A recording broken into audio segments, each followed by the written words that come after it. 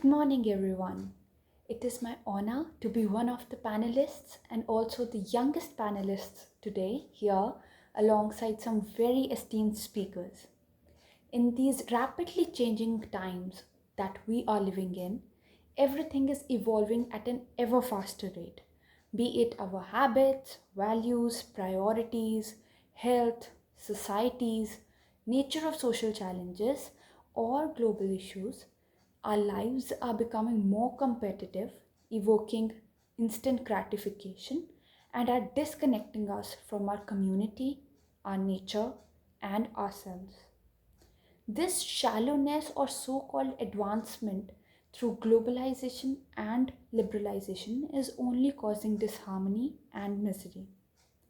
Given that there is a dire need to speak of and spread peace to bring us together. I and my quest for peace share a long relationship.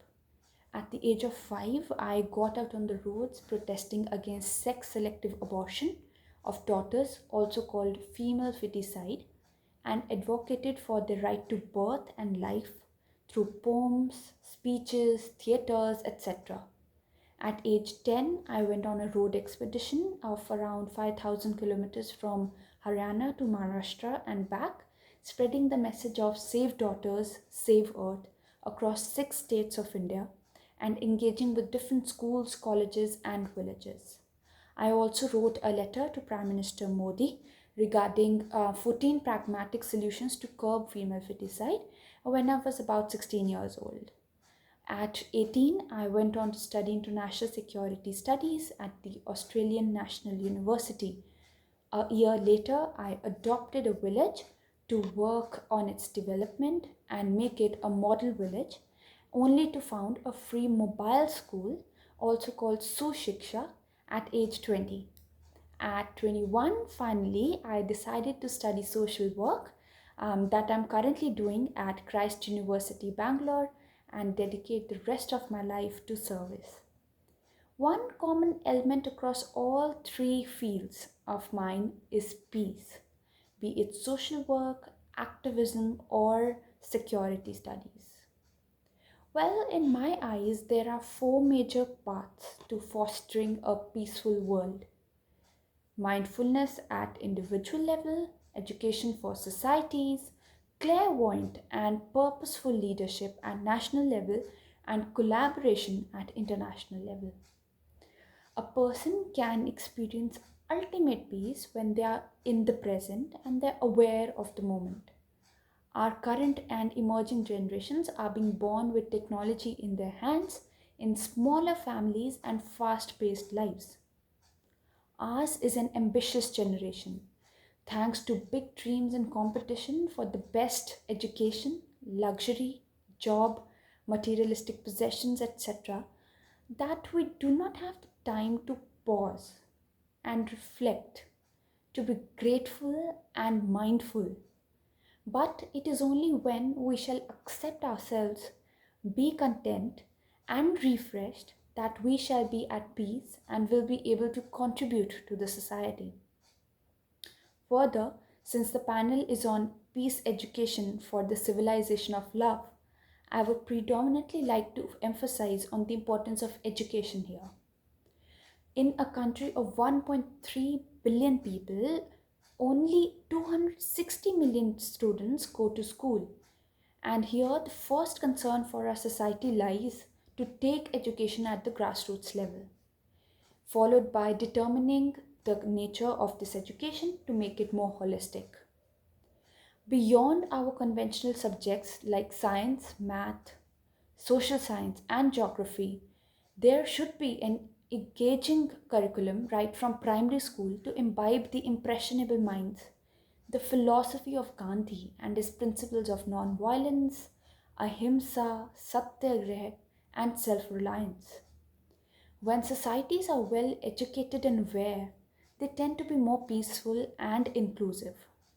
When a generation is raised right through a collective effort from both school and home, each one of them shall then become a messenger of peace.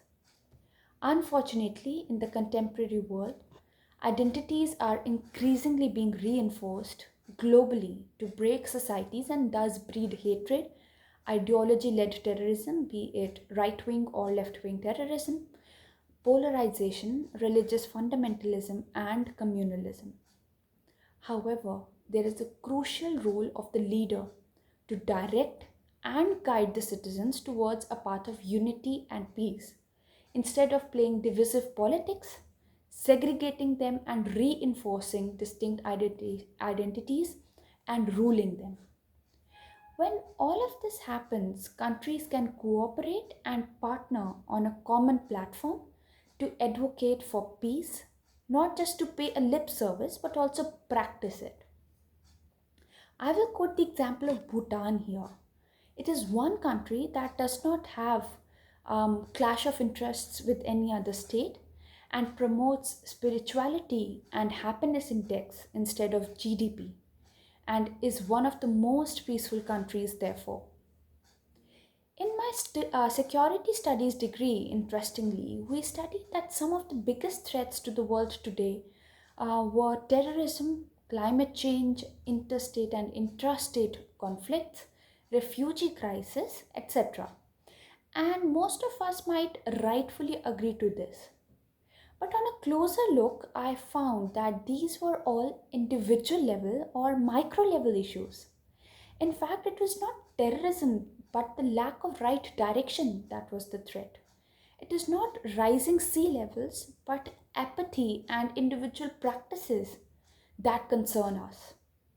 It is similarly lack of able leadership and unrest in minds that causes refugee crisis, and lack of collaboration among countries leads to wars and conflicts.